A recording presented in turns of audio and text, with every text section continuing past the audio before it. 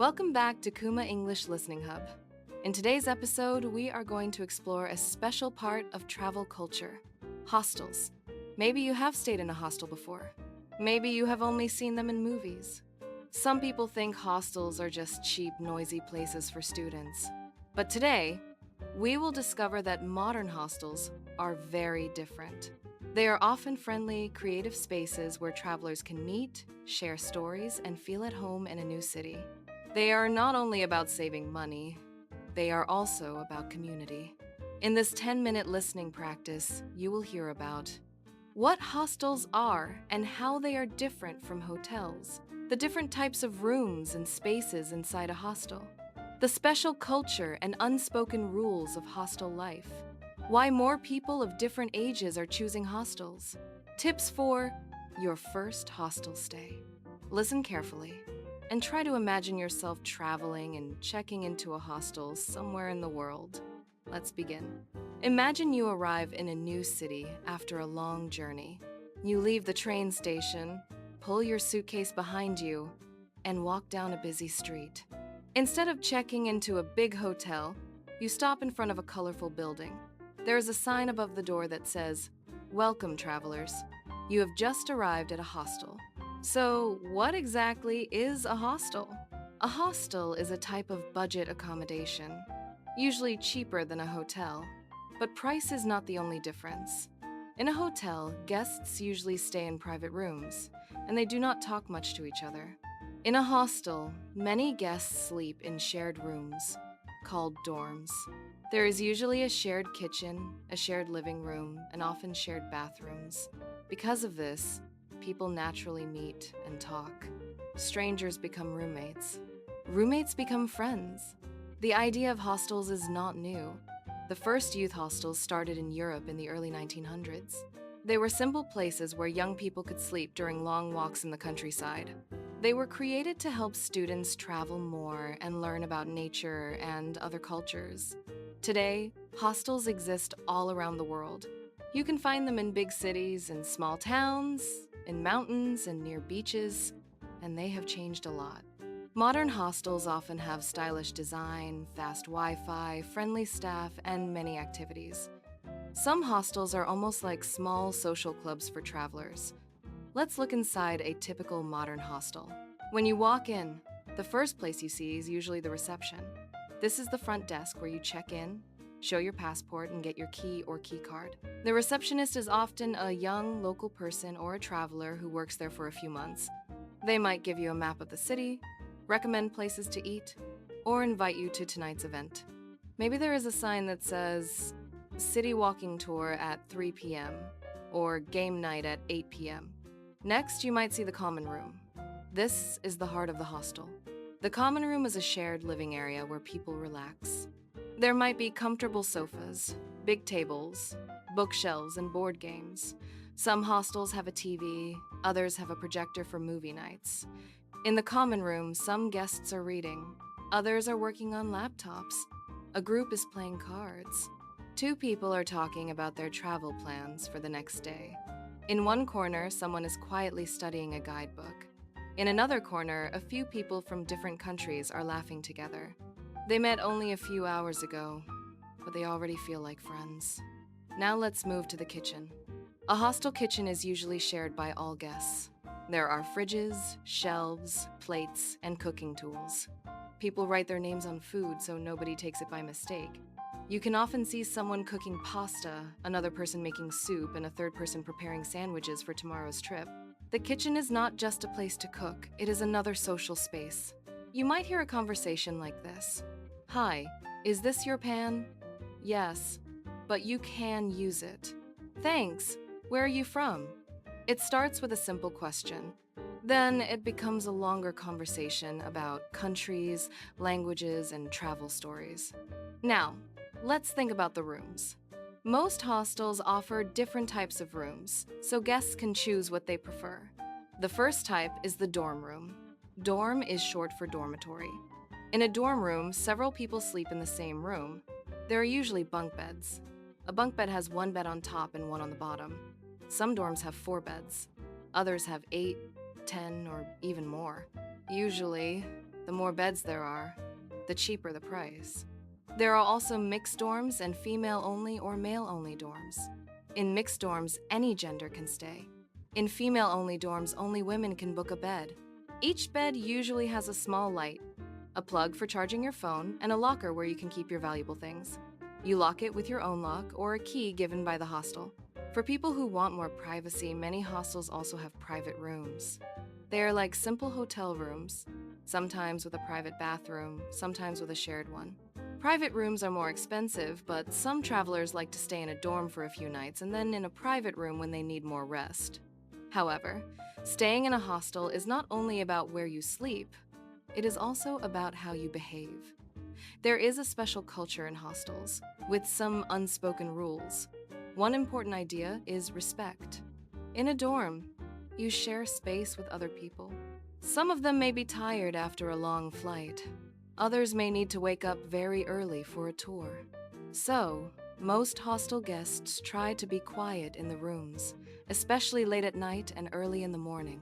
If you come back late, you usually whisper, use your phone light instead of turning on the main light, and move your things gently. Another part of hostel culture is sharing. Guests share the kitchen, the fridge, the bathroom, and the common room. So, cleaning up after yourself is very important. You wash your dishes after you cook. You don't leave trash in the bathroom. You don't sit on one sofa with your bag on another when the common room is full. There is also an unspoken rule about conversations. In hostels, it is easy to start talking to new people. A simple, "Where are you from?" can lead to a long and interesting discussion. But not everyone wants to talk all the time. Some travelers are shy. Others are tired. So, good hostel guests learn to read the situation. If someone has headphones on, a book in front of them, or is working on a laptop, they may want to be alone. If they look around the room, smile, or make small comments, they might be happy to chat. Hostel culture also includes events. Many hostels organize activities to help guests meet each other and discover the local area.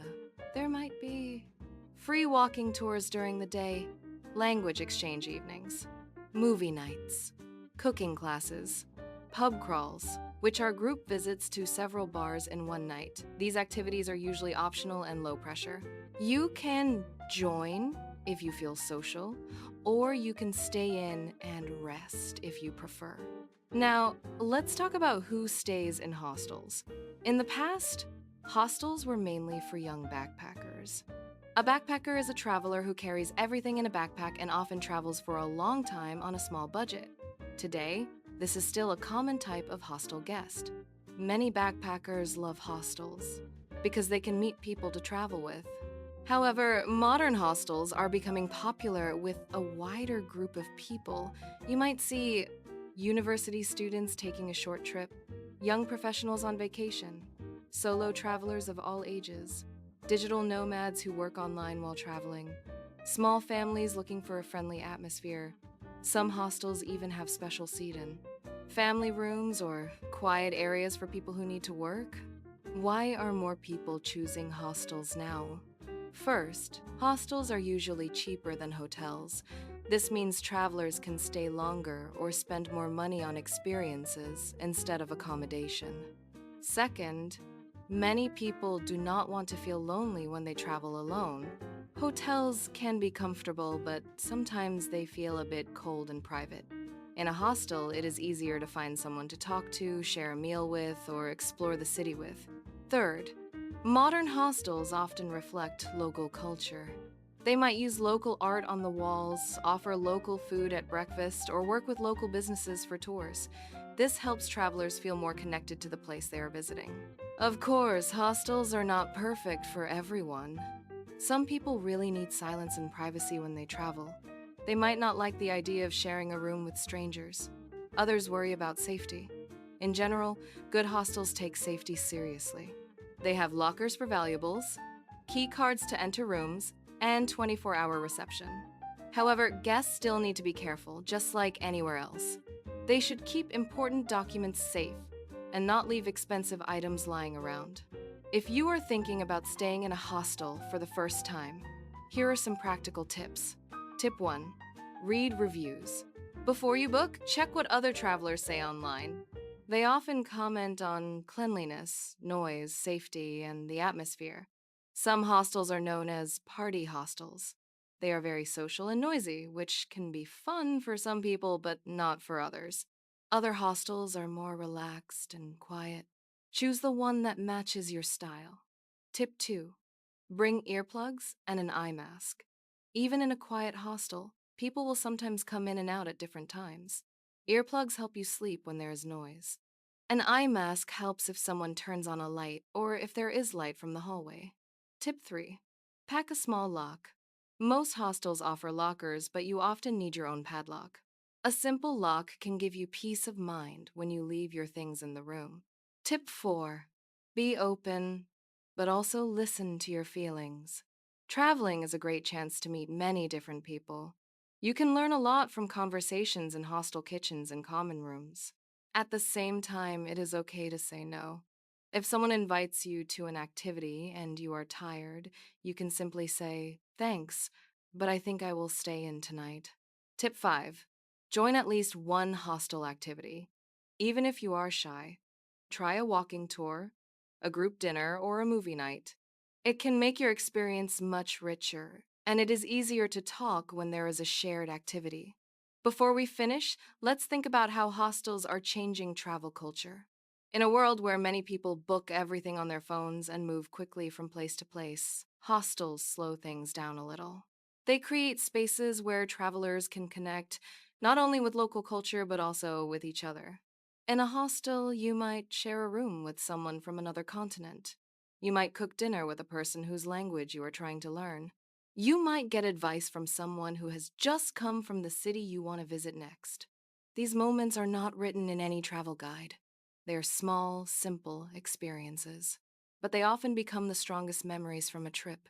For many people, hostels are not just a place to sleep. They are the heart of their journey.